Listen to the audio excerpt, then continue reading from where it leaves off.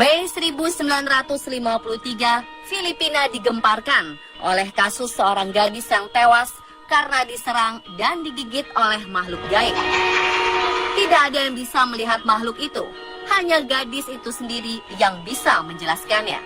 Pada akhirnya, gadis bernama Clarita Villanueva ini tewas tanpa sempat didiagnosa apa atau siapa yang menyerangnya. Petugas yang mendampingi hanya bisa menonton gadis ini meraung kesakitan, hingga tiba-tiba saja bagian tubuhnya terluka akibat gigitan hewan.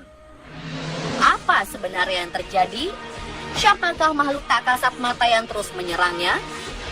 Pemirsa, inilah misteri series Gigitan Misterius Tubuh Gadis Filipina, Clarita Villanueva.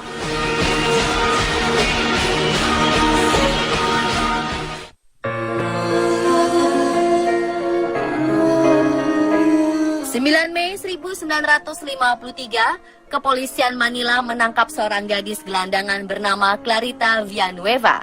Ia ditahan karena diduga berhalusinasi di jalanan.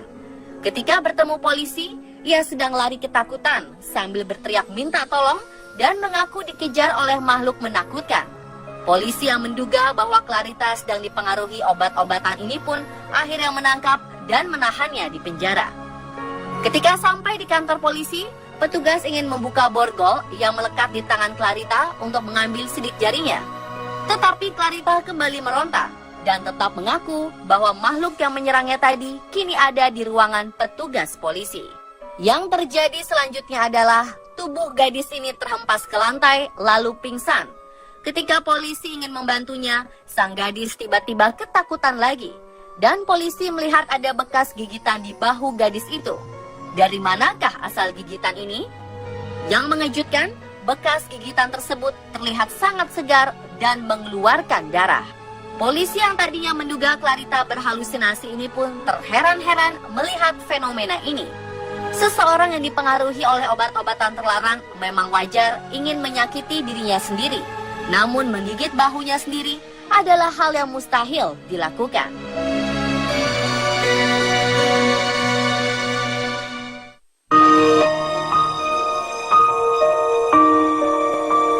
Kejadian ini membuat petugas ketakutan.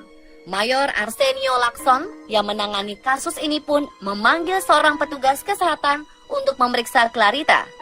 Mariano Lara yang ditugaskan untuk mengobservasi Clarita datang dan berusaha mendekati Clarita untuk mengetahui penyebab kejadian yang menimpa gadis malang itu. Ketika Lacson dan Lara berada di ruangan tempat Clarita ditahan, Clarita tiba-tiba menggeliat dan tertawa. Ia bercerita bahwa makhluk yang menghantuinya itu sedang menggelitiki tubuhnya. Menurut laporan Mayor Arsenio Lacson, dia sedang memegangi telapak tangan Clarita ketika makhluk gaib yang diceritakan gadis ini menggigitnya. Kemudian muncullah bekas gigitan di jari telunjuk Clarita.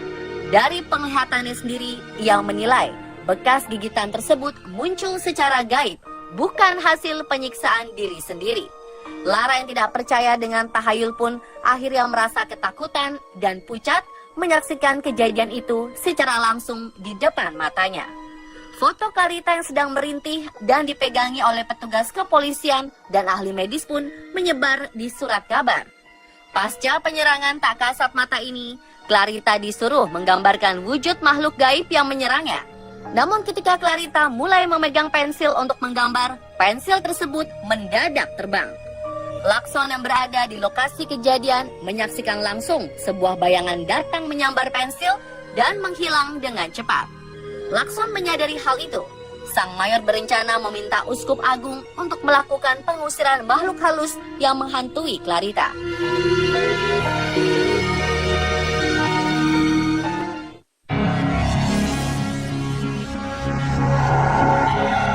Tidak banyak laporan yang menggambarkan keadaan Clarita selama masa suramnya ini, hingga akhirnya ia tewas tersiksa. Salah satu yang berhasil tercium media adalah pemeriksaan pada 19 Mei 1953. Hari itu ada 100 orang termasuk dokter spesialis, perawat, psikolog, dan wartawan yang mendatangi Clarita. Peristiwa ini dilaporkan oleh Rodolfo Nazareno, seorang wartawan dari United Press. yang melaporkan bahwa Clarita sedang mengalami kerasukan. Saat itu hadir juga Dr. Zakire dan Dr. Goduko dari Pusat Kesehatan Mental di Filipina. Ketika Clarita mengalami trans, Dr. Zakire menusukkan jarum ke tubuh Clarita, namun ia tidak merespon. Setelah itu, Clarita bercerita kepada Dr. Goduko bahwa ia sedang dihukum oleh sesosok makhluk bertubuh gelap dan sangat besar. Clarita mengetahui hal ini dari seorang pria yang rupanya tampan, sekaligus sebagai sosok makhluk khayalan gadis malang ini. Dari pertemuan ini, kedua dokter tersebut menganalisa bahwa Clarita mengalami gangguan saraf yang disebut histeria psikoneurosis. Gangguan ini menyebabkan hilangnya kontrol tubuh. Hal inilah yang menyebabkan Clarita menderita gelisah dan ketakutan yang berlebihan. Juga bekas gigitan yang ada di leher dan di telunjuknya juga merupakan akibat hilangnya kontrol tersebut. Kemungkinan ada pembekuan darah yang menyebabkan warna kulit pada bagian itu berubah. Dari analisis ini, kedua dokter mengaku bisa menyembuhkan Clarita jika diberi kesempatan lebih lama lagi mengobservasi gadis malang ini. Mereka beranggapan kehidupan Clarita sangat menyedihkan dan ia berusaha lari dari masalahnya. Ketika Clarita diberi pensil dan kertas saat pemeriksaan itu, Clarita malah mengunyah kertas dan berusaha mematahkan pensilnya. Pernyataan kedua dokter tidak digubris oleh Mayor Lacson.